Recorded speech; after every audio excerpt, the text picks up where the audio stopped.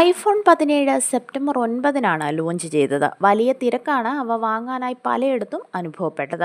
പുലർച്ചെ മുതൽക്ക് തന്നെ നീണ്ട ക്യൂവും മറ്റും അനുഭവപ്പെട്ടു. മുംബൈയിൽ ഐഫോൺ വാങ്ങാൻ വന്നവർ തമ്മിൽ അടിപിടി വരെ ഉണ്ടായി.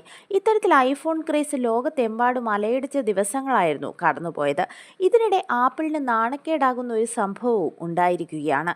നിരവധി ഉപഭോക്താക്കൾ ഐഫോണിന്റെ പിൻപാളിയിൽ സ്ക്രാച്ചുകൾ വരുന്നതായി വെളിപ്പെടുത്തി രംഗത്തെത്തിയിട്ടുണ്ട്.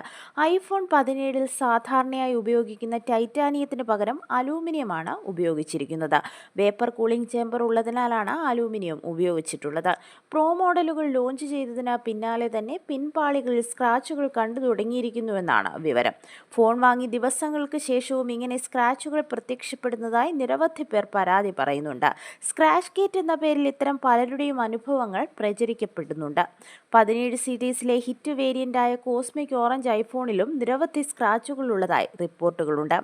ഐഫോൺ പ്രോ മോഡലുകളിലാണ് ഇത്തരത്തിൽ കൂടുതൽ പരാതികൾ വരുന്നത്. 17 എയറിൽ അത്ര പരാതിയില്ല. ടൈറ്റാനിയം ഫ്രെയിമും ഗ്ലാസ് ബാക്കും ഉള്ളതിനാലാണ് എയറിലാകാതെ പോയത്.